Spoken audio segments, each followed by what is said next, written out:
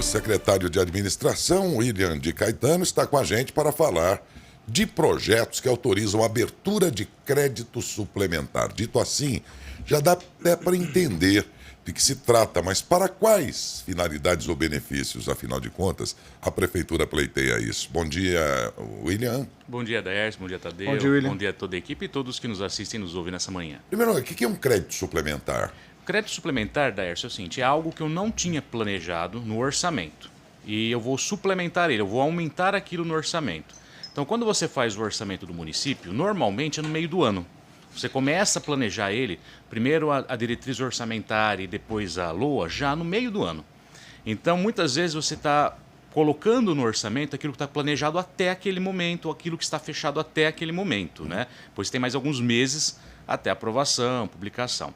E quando você faz o orçamento, normalmente você pensa somente nos recursos próprios. Certo. Então, aquilo que o município vai arrecadar com IPTU, o que vai vir de IPVA, o que vai vir de ICMS, o que vai vir do FPM, o que vai vir de receitas dele.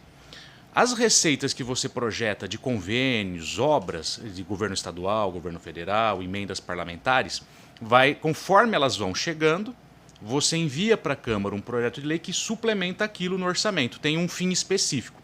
Eu não posso mexer no orçamento, aumentar ele da minha cabeça. Eu vou colocar 1 milhão a mais. Mas de onde veio? Esse 1 milhão. Sim. Então, normalmente, quando você tem um dinheiro novo, então nesse caso aqui, por exemplo, assinamos o convênio para construir a unidade de saúde lá do quarto centenário. Então eu tenho um contrato, tenho um convênio, tenho um recurso novo.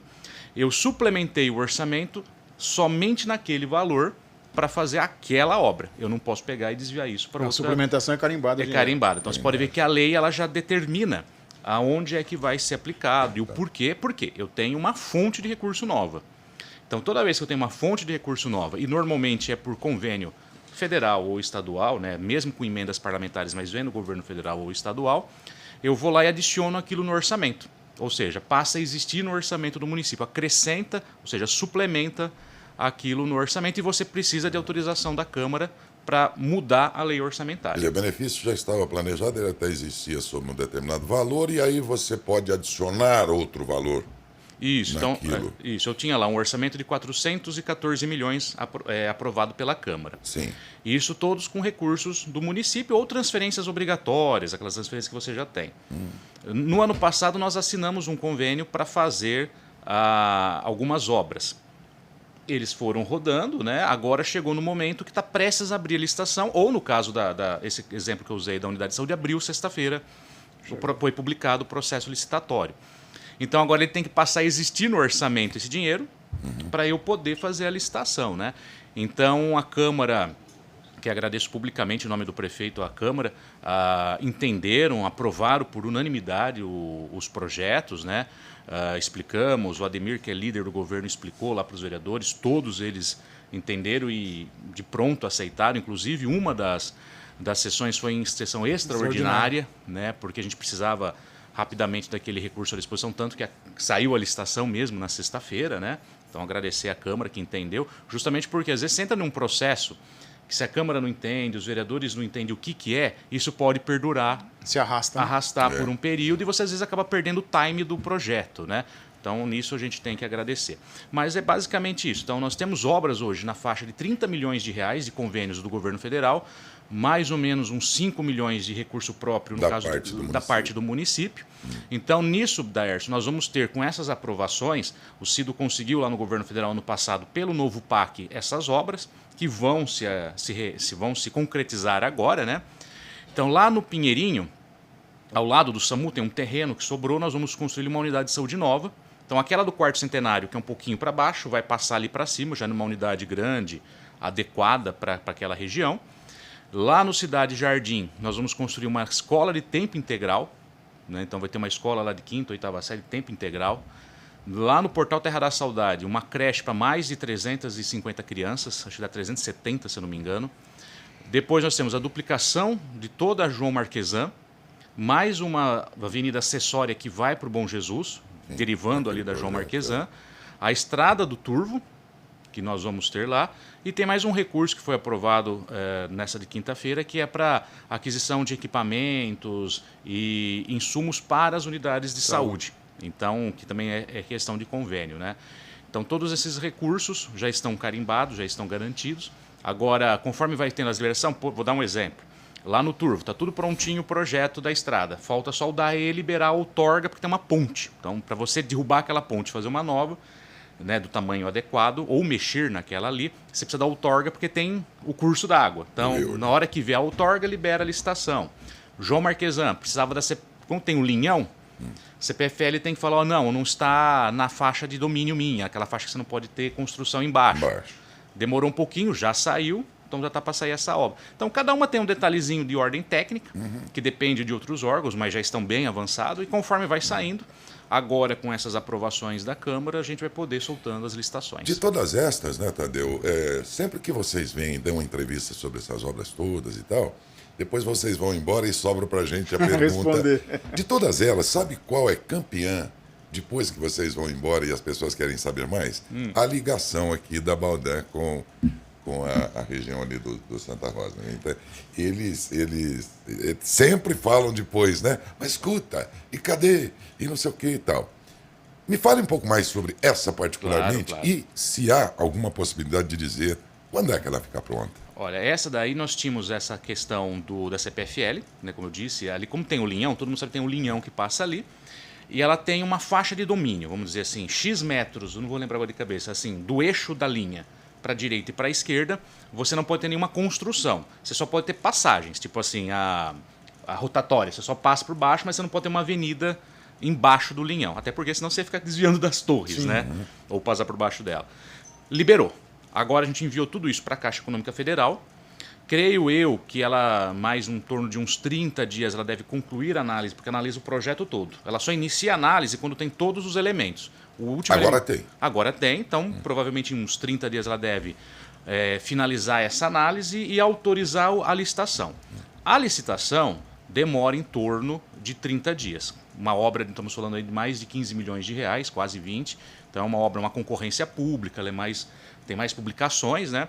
Então eu imagino, Dércio, que no máximo aí uns 60, 70 dias, para não errar 90 dias, nós tenhamos superado a aprovação da Caixa, licitação, assinatura de contrato, aí a Caixa analisa novamente se a licitação está de acordo e ordem de serviço. Então eu falo assim, para não errar 90 dias. A obra em si é basicamente o que ela se desenha ali, começa ali próximo da empresa Marquesan, ela faz toda aquela segunda pista até chegar na Ludivic X. Vai cortar aquela curva existente hoje? Aquela curva ela vai virar uma rotatória, mais ou menos ali naquela região, vira uma rotatória. E desta rotatória deriva uma avenida que ela desce, ela vai lá na João Dornelas, no jardim. Ai, meu pai, fugiu o nome. No Bom Jesus. Então, assim, você vai imaginando assim a via. Você vai ter a dupla, a segunda pista, que vai logo ali da empresa Marquesan até ali no começo da Ludivic X, então uma pista dupla de fora a fora, algumas rotatórias ali para você fazer o retorno. Na altura dessa da matinha que você está falando, ela vai descer uma outra via, tipo fazendo um V, vai ficar um V ali, descendo. Então, por exemplo, aquele público, aquelas pessoas que saem, por exemplo, da empresa. E, como todo mundo sabe, tem uma grande aumento populacional para aquele lado. Deus, né? aumentou muito. Então, assim, se a pessoa não quiser ir até a Ludivic X, fazer a rotatória, ela já tem esse via que ela vai sair lá embaixo, próximo daquela ponte que já liga pro Esperança. Lá para cima, né? Então é um complexo viário grande que vai ser feito ali, já com convênio assinado, como eu disse. Sai esse ano, por exemplo? Sai esse ano. Essa a pendência que nós tínhamos dela, projeto pronto, convênio assinado, a pendência era a liberação da CPFL por causa do linhão. Saiu a liberação, enviamos para a Caixa.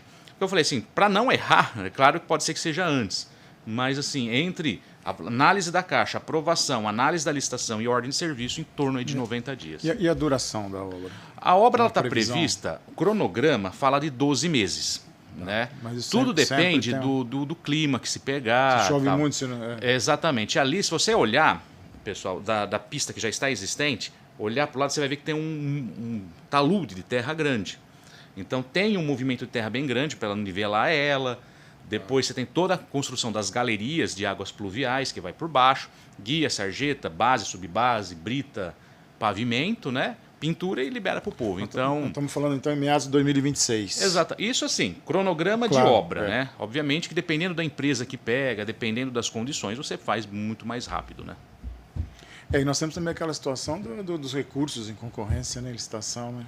O Às problema vezes isso acaba atrasando também. toda vez que você entra na parte burocrática, Porque é né, uma obra e grande. obras de valores, às vezes vem vários grupos empresariais querendo disputar. E esses grupos, eles começam a impugnar o outro, e todo mundo impugna todo mundo, e aí Exatamente. para tudo, tem que analisar.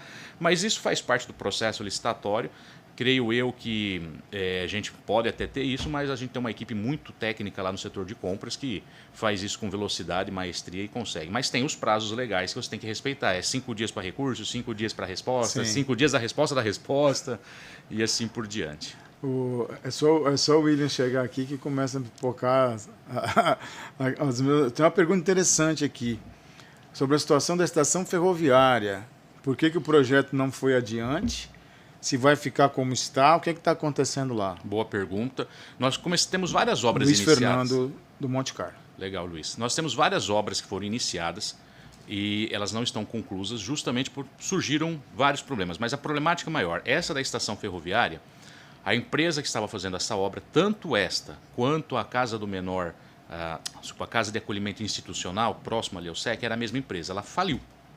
Ela apresentou uma documentação na prefeitura falando que faliu, que ela se fechou, que ela não vai. O que nós temos que fazer agora? E o que é o que estamos fazendo? Todas essas obras que tiveram algum problema com a empresa, e a maioria foi problema com a empresa, infelizmente foi isso, nós tivemos que contratar uma pessoa de engenharia, né, um escritório de engenharia. Então ele vai analisar o que já foi feito, o que falta fazer, atualizar esse projeto. Isso aqui já foi feito, não tem que fazer de novo e assim por diante. Aquilo que foi feito não se faz novamente. E nós vamos ter que fazer uma nova licitação. Então, assim, tem algumas obras que estão nessa situação. Então, nós temos essa obra em especial, né, que ela tem um apelo sentimental da população, mas todas elas nós vamos finalizar, assim como finalizamos tantas outras, né, e nós começamos e vamos finalizar. Tivemos problemas mesmo com empresas, aquelas que as empresas fluíram, por exemplo, o SEC, a obra está entregue, a praça lá do Alvorada está muito avançada, né, a empresa está tocando, né, o ginásio aqui, Carlos Alberto Magalhães, só falta agora em colocar a iluminação e já vai entregar para a população. Né? Então, várias outras obras fluíram muito bem. Né? A praça lá do Jardim Itália, retomamos a obra dela esta semana, então, que já era uma dessas que estavam com reclamação. A empresa também faliu. Ela estava fazendo duas obras, que era ela faliu e abandonou. Ela abandonou a primeira obra e depois nós soubemos que a empresa fechou. Então, ela começou duas praças, agora a gente retomou essa semana essas praças. Então, a ideia é retomar, finalizar todas estas obras, entregar o mais rápido possível para a população. No caso da estação ferroviária, tem recursos para isso? Temos. Todas elas já estão planejadas no orçamento. Uhum. É superar essa fase de projetos. Ontem mesmo a gente já se reuniu com a equipe de engenharia para finalizar tudo que tiver que finalizar, para agilizar e a gente poder colocar agora. Obviamente a gente não vai conseguir executar todas ao mesmo tempo, porque o projeto é mais rápido para arrumar, outra é menos tempo, temos obras começando, então vamos fazer ali um cronograma, mas todas vão ser finalizadas, entregues, como se deve. Eu não sei se você pode falar a respeito, mas sábado teve uma reunião de secretários com o prefeito. Você pode falar o que foi discutido, o que foi conversado? Claro. Na verdade, é a segunda reunião, né? Nós tivemos uma 3 semanas atrás também. A prefeitura é o seguinte, todo início de ano, nós fazemos uma reunião mais assim demorada e costumamos fazer fora da prefeitura e fora do horário de expediente, justamente para não ter interferência. Toca um celular, alguém vem para assinar um documento, alguém vem querer dar um recado urgente que não pode esperar, e aí vai quebrando a reunião. Então, normalmente a gente faz aos sábados, a gente pega um sábado o dia inteiro, somente para debater e planejar. Então, nessa reunião, o que acontece? Todos os projetos, qual que é a estrutura da prefeitura, o que vai se fazer, o que vai priorizar, como que está a situação, analisa então, vou dar um exemplo, as obras, como você está falando, foi um dos temas. Então, o que nós vamos fazer com essas obras? Temos que fazer o projeto, temos que relicitar, colocar num cronograma de execução, finalizar e entregar para a população. Tá, então vamos fazer isso. Qual que é o próximo passo? Contratar o escritório, fazer a análise, fazer a licitação, vamos colocar isso no tempo, no prazo e fazer. Aí nós fazemos lá uma ata nossa, né, e a gente vai cobrando, o prefeito vai cobrando um por um do que é responsável. Então, assim, o William vai fazer isso, o Tadeu vai fazer isso, o Derson vai fazer aquilo, e aí ele volta cobrando. Ó, você já fez sua parte? Já fez sua parte? Então, a gente planeja, coloca os prazos para isso ser feito, e aí o prefeito, o Cido, vai lá cobrando todo mundo para aquilo sair. Então, é um planejamento geral. E esse, em especial, acabou sendo feito em 2 etapas, porque além de início de ano, né, planejamento de início de ano, é o planejamento de mais um mandato. Ah, tá. Então, assim, você além de planejar aquilo que você vai fazer no ano, então, assim, você sabe que tem Uma obras, projeção de projetos de futuro investimentos que você tem que projetar para 4 anos, né? Então, já fez um planejamento geral, mas é basicamente reunião de planejamento, alinhamento, reanálise. Então, vamos analisar tudo o que aconteceu, o que precisa ser melhorado. Tudo isso é feito nessa reunião. Por falar em reunião, por notícias de vocês mesmos, desses dias atrás, haveria hoje, dia 8, exatamente hoje, né? Uma reunião aqui em Matão da representação do escritório regulador das concessões, entre elas da água, por exemplo. Né? Hoje às 13 horas. Hoje haveria uma reunião. Isso vai se tratar sobre o que nessa reunião? Laércio, é o seguinte, às 13 horas, né, nós convidamos a imprensa e os vereadores. Não é uma reunião aberta assim, ao público justamente pelo conteúdo dela. Obviamente, chamar os vereadores e a imprensa é dar também publicidade para a população. Então, a Ares PCJ, nós assinamos o convênio com ela em janeiro. Esse é o nome da agência reguladora. É lá Ares... da bacia do Rio Capivari, Piracicaba, Jundiaí, se não me engano. É isso, é daquela região. Então, era um consórcio que atendia as cidades dessa bacia. Ele se especializou em um tal nível que hoje ele atende mais de 50 cidades conveniadas. Ele regula acho que uma população de mais de 1 milhão de pessoas, né, atendidas. Então, e ela é gerenciada assim, totalmente técnica, então ela tem corpo financeiro, corpo de engenharia, técnica, então ela é muito especializada, presta contas ao Tribunal de Contas, então uma excelente agência reguladora. Então, desse período, ela fez uma análise de tudo, né? Então, ela entendeu o que aconteceu nos últimos 10 e 20 anos de concessões de saneamento aqui em Matão. E agora, hoje, o que ela vai fazer às 13 horas? Vai se apresentar para a população. Então, agora nós temos o Matuísque, que é o secretário de Concessões Públicas, que é o que vai gerenciar todos os contratos de concessão, que é água, esgoto e transporte. A Ares PCJ ela vai fazer a regulação do saneamento, né, água e esgoto, para a prefeitura. E nessa reunião vai se mostrar como funcionar, como acessar, o que eles fazem, para que serve, tirar as dúvidas da imprensa e dos vereadores, né, e iniciar efetivamente o trabalho na cidade de Matão. Quem paga a conta nesse caso? Quem paga essa empresa? A Ares PCJ, como que funciona? Dentro do contrato de concessão da água, do esgoto não foi feito isso, no da água, foi criado que 1% do valor que a Águas de Matão fatura, descontado o que ela paga do tratamento de esgoto, ela passa para a prefeitura em torno de como taxa de regulação, para a prefeitura poder fazer pagar os serviços isso. do escritório Só que regulador. isso dá um valor que você não consegue montar uma agência reguladora. Pelo tamanho, quantidade de profissionais que você precisa ter, o valor que vem você dá em torno de 40 mil, 50 mil, depende muito do faturamento. E a prefeitura recebia isso antes? Isso, ele recebia esse valor e era usada para fazer a regulação, às vezes contratar alguma, que nem a revisional. Mas antes eles pagavam isso? Paga, isso. Sempre foi pago, desde sempre o primeiro. Pago. Sempre desde o primeiro. Porque antes o município mesmo é que fazia esse serviço. Aí logo no governo do Edinardo, por exemplo, tinha umas dívidas com água, ele converteu, ele fez uma compensação. Uma troca. Isso, então abatia as dívidas ali. Para quitar débitos de água da prefeitura. Isso, tudo isso legaliza lá. Mas agora, a partir do momento que passa a ter agência reguladora, 0,25% desse valor, não o valor todo, é para custear o serviço dela. Então, por ela ser um consórcio, ou seja, ela tem várias outras cidades juntas, todas as cidades juntas paga todo o serviço, paga essa estrutura, né? Então, o recurso vem para a prefeitura via Águas de Matão, que é canalizado. Mas isso estava no edital de licitação lá que culminou com a contratação da Águas de Matão, né? Então, é daí que vem o recurso para se pagar. Não ia escapar, né? Alguma novidade sobre as casinhas? É verdade, Tadeu. Não ia escapar daqui. Claro. O ouvinte já está colado aqui. Estamos aqui para isso. Doido esperando. Né? A gente está chegando próximo aos 80% de execução das casas, né? Recebi, inclusive, no final da semana passada da Caixa Econômica Federal esse número, né?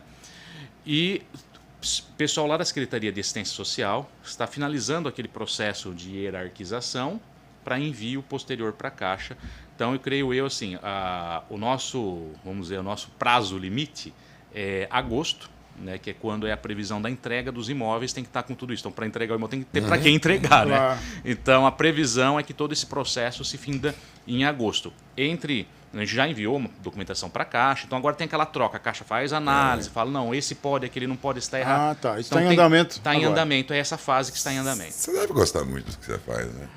Olha, já está uns aninhos, é uma gostoso. burocracia, né? Não, sabe- tem que fazer isso aqui. E sabe o que é chato para mim. que eu acho importante, e o trabalho do William, eu tive a oportunidade de trabalhar com o William há algum tempo, é o que ele conhece, o conhecimento que ele tem em várias áreas e na relação de projetos, porque não adianta, sei lá, bater no governo federal e no estadual se não tiver um projeto. Essas suplementações não aconteceriam porque o projeto não existiria. Com certeza. E o trabalho que ele faz. Como é Eu que eu acho chamava? Ministro. Eu tratava ele como Não, ministro. a competência porque o cara do conhece. William é inquestionável. Eu acho que todos reconhecem. E não deve ser fácil. Agora, deixa eu fazer uma pergunta para você que nem era direito para você, mas você tem tanto conhecimento que talvez possa responder. A sensação do cidadão comum quando ele vai construir a própria casa dele, algo assim, é de que ele consegue fazer lá por um determinado valor. Que se a prefeitura ou qualquer órgão público, se o setor público, então, vamos dizer assim, for construir alguma coisa, eles põem uma placa lá de milhões, onde o sujeito faria com milhares, sei lá, eu estou exagerando um pouco, mas para dizer assim, por que obra pública tem tanto zero Você pega, por na exemplo, frente? pela lei ou de depois? licitação, você é obrigatório a usar aquelas tabelas oficiais do governo. Então, a SINAP, o DR, existem tabelas oficiais de preço. Então, quando o engenheiro projeta, ele vai lá e projeta uma casa, por exemplo, né? Onde ele vai buscar o preço? Ele não vai buscar no mercado local. Ele busca esse preço nessas tabelas oficiais, que é parâmetro para todos. Então, quanto custa o copo? Custa tanto. Quanto custa o copo com água? Custa tanto. Sabe? Quanto custa o copo com água em cima da mesa? Então, cada produto, estou dando esse exemplo, mas transporta isso para construção. Quanto custa o asfalto pronto, o recap, tudo isso você tem lá, você tem que compor essa planilha. Sempre na licitação cai em torno aí de 20% a 30% do preço, porque aí a empresa ela sai com aquele preço de início, que é o preço regular, que é uma média no caso do estado de São Paulo, só que na hora quando você vem para o local, às vezes esse preço cai porque o preço local é um pouquinho diferente, né? Mas é isso, Darcio, você pega todo aquele projeto e você tem que planilhar ele de acordo com as tabelas oficiais. A principal hoje, que é o que está amarrado na lei de licitação, é a tabela SINAP. E ela, como que ela funciona? Ela é, se não me engano, a cada 2 meses ela é publicada e ela é por médias regionais. Média de São Paulo, média de Minas, média de Goiás. Ela pega as médias do estado e você tem que usar, você é obrigatório usar ela. Eu não posso simplesmente falar, mas esse copo aqui, Matão, custa R$1 e aqui na tabela está 2. Não, mas eu tenho que pôr 2 porque o preço está na planilha. Se esse preço cair na licitação como cai, aí tudo bem, porque aí você teve um processo licitatório, quem veio falou assim, eu faço por este valor. Aí você é obrigado, mas o ponto de início é a tabela oficial. O menor preço ainda é o balizador de toda a compra, de tudo que se faz? E assim, o grande diferencial é o balizador, Mas é o não preço. tem nada mais que diga, olha, não adianta você ter um preço bom também. Vou dar um exemplo aqui, a prefeitura vai comprar sabonete para as creches. Exemplo aqui. Né? Então ele vai comprar o mais barato, aí bota lá, a molecada fica coçando o zóio na hora de tomar banho, porque aquilo queima, porque não é bom o sabonete, embora seja baratinho. Mas foi uma discussão antiga já, né? A qualidade não vem ao caso preço, nunca, né? Só o menor preço que vale? Não, faz parte do conto. Então, por exemplo, vamos usar o exemplo do sabonete. Então, abrimos uma licitação de sabonete. Primeiro ponto, você nunca pode direcionar para o produto X, Y ou para alguma marca. Mas você tem que detalhar muito bem o que você quer desse produto. Então, eu quero um sabonete, tá? Eu quero um sabonete com perfume, é outra coisa. Eu quero um sabonete com perfume antialérgico, é outra coisa. Então, se eu botar só sabonete, se você me aparecer com um sabonetinho de 10 gramas, tá valendo. Agora, se colocar, eu quero um sabonete de 90 gramas com perfume, com antialérgico. Então, ali já é o primeiro ponto. É pré-estabelecer o segundo ponto. Isso. O segundo ponto é isso que você falou. Quando você está comprando produto, então, por exemplo, eu vou comprar uma lâmpada, vou comprar um sabonete, vou comprar um produto de limpeza, eu posso exigir uma amostra para uma comissão avaliar se ele tem a qualidade que eu estou pedindo. Porque às vezes, Darcy, você fala assim, o meu sabonete é antialérgico, é isso, é aquilo, é aquilo, é aquilo. E pode não ser. E pode não ser. Então você vai me mandar uma amostra, vamos verificar Vamos se analisar. é ou não é. Se não, você pode ser desclassificado. Então tem essa fase também na licitação. Porque você não tinha uma regulação, amigo? Mas depois vocês conferem, pô.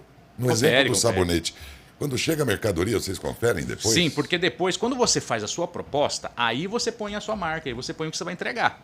Eu não posso, na licitação eu não posso por isso. Mas assim, na hora que você apresenta a sua proposta, eu vou entregar o sabonete da marca X, que tanto, excelente. Você tem que entregar aquilo que você colocou na sua proposta. Aí se você não entrega, volta tudo para trás. Tudo para trás. É porque você me lembrou agora a JS nos tempos aí da merenda escolar, né? Tem uma pergunta aqui da Roseli sobre Praça do Santa Marta. Tem alguma Praça coisa do assim? Santa Marta. É.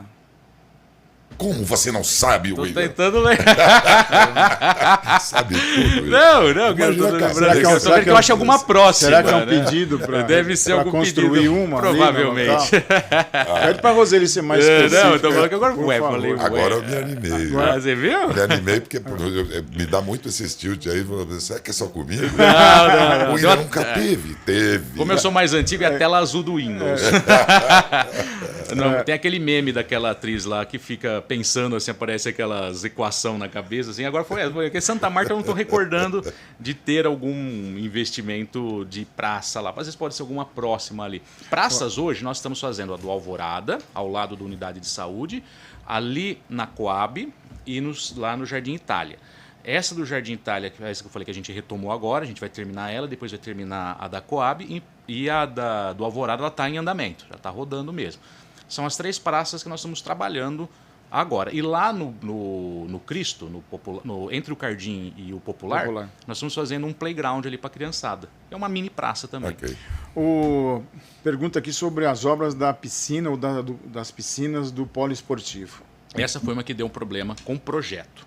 Não foi nem com a empresa. A empresa que está construindo ela é a mesma empresa que está construindo o Carlos Alberto Magalhães, que só falta a iluminação. Ali, na hora que o projetista fez o projeto, ele determinou tudo, a tubulação e tal. Na hora que abriu a piscina, que você tirou o revestimento, ela tem um trinco lá embaixo. Então ele está recalculando isso, tem que fazer um reforço, um fechamento ali, antes de dar continuidade na obra. Uma curiosidade minha, qual é a situação do Estádio Municipal Toruto Sombuque Ferreira? Que havia ali uma sessão de direito real de uso por 30 anos lá atrás. Exato. Isso foi renovado, isso não foi renovado? Qual que é a situação Não hoje? foi renovado, mas ainda está no prazo da concessão. Está no prazo. Se não me falha a memória, em setembro desse ano é que vence a concessão do estádio. A casa do atleta é a parte, é um terreno que é da própria Sociedade Esportiva Matonense. Mas o estádio, o campo, a arquibancada, a parte esportiva é do município, está concedido por 30 anos para a Sociedade Esportiva Matonense e essa concessão termina, se não me falha a memória, agora em setembro. E aí, o que você... Olha, ainda não O que a prefeitura pensa em Então, fazer, né? estamos tendo várias conversas, claro que não definiu ainda, não teve nenhum movimento por parte da Sociedade Esportiva de pedir renovação, obviamente que o município vai avaliar, mas aquele imóvel é do município, tem todo o interesse do município nele, mas porém ainda a gente não definiu, vamos pegar de volta, vamos reformar e colocar, ou se tiver a sociedade de novo, que não está, né, a Matonense não está mais ativa, né, do jeito que era, né, pelo menos. Não, né? está na última divisão. Isso.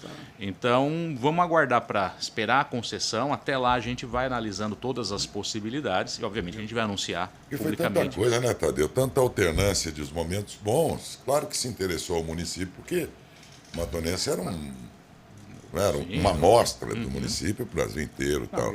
Mas depois, os momentos a aí... população estava abraçada com a Matonense. Não é? Tem coisa que não existe mais também. Sim, né? mas havia uma utilidade para o interesse do município naquela Só época. da marca, Agora, só, teve então- outros momentos aí que, na verdade, depreciaram o município, né? E continuaram sendo utilizados. O espaço continuou sendo Você utilizado. vê né? o espaço lá, por exemplo, ele estava sem energia, tinha VCB de parte do prédio, você tem reformas, os vestiários, se não me engano, não tem o vestiário do lado do oponente, do visitante. Então tem uma série de coisas ali que acaba até inviabilizando a realização de jogos no Tá estádio. Está interditado há quanto tempo? Por causa Que tá jogando justamente Taquaritinga. dessas. Então, acho que tudo isso daí vai ser levado em conta na hora que a gente for fazer a avaliação. Porque aí a tendência era o quê? A construção civil, comprar aquela área valorizadíssima no centro da cidade E talvez e trocar oferecer um estádio por menor. um estádio de menores condições, Beira-Rio, pelo menos mais moderno, né? Porque a modernidade. Porque É uma ideia. ali virou um Sim, elefante não, branco. é uma né? ideia. Vamos É uma combinar ideia, que com virou elefante branco. certeza é uma ideia. E É aí, uma só ideia. para encerrar definitivamente, existe uma área aqui nas Acácias, e aí vou vender o meu peixe, entre a Sebastião Felipe e a Carlos Monteiro de Castro, próximo ao Amarelinha. Tá? Sei. Diz a lenda, não sei se é verdade, que ali estava reservada a uma praça. E que isso não aconteceu por motivo A ou B. Você tem alguma Se situação você em relação olhar bem assim, olha por cima, você vai ver que naquele quarteirão, no da frente e no outro, se eu não me engano, ela tem uma sequência de terrenos na mesma linha, Sim, que era uma estrada no passado, sim. né? E aí ela ficou parada pela estrada. Se eu não me engano, nesses períodos de quando urbanizou e tal, tem umas ali que são institucionais, então para construção de unidade de saúde, Tá. outras coisas, e tem as que são gravadas como área de lazer. A área de lazer você pode fazer praça, você pode fazer um parque, você pode fazer várias opções, né? Eu acho que é por isso que fica na população, ó, tem essa área reservada para isso. Mas nunca houve um projeto de construção, até porque como você tem próximo ali todo o complexo do 10º Chiosini, né, que você tem ali, não tem uma praça para mim, mas você tem você tem toda a área ali de lazer, né? Então creio que os gestores ao longo do tempo nunca pensou. Hoje não temos nenhum projeto para implantar ali. A área existe realmente, porém não é isso que eu falei, é uma área de lazer, assim como a gente tem várias espalhadas pela cidade. Essa praça que você mandou para mim é a do Santa Marta? A praça está sem calçada e sem depósito para lixo. É que nós não conseguimos localizar a praça ainda ali no Santa Marta. Né? Mas eu vou dar uma verificada ali. Eu sei que na Santa Marta, o que tem de uma reclamação, agora o tilt passou. Né? Retomamos.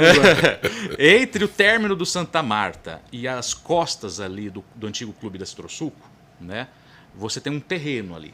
Né? Tem uma parte que é um terreno particular e tem uma parte que é um terreno nesse círculo que eu estou falando, tipo área de lazer, né? Gravado como área de lazer. Não é que tenha uma praça ou um projeto de uma praça. Todos os loteamentos, é bom que o povo saiba, então saiu um loteamento.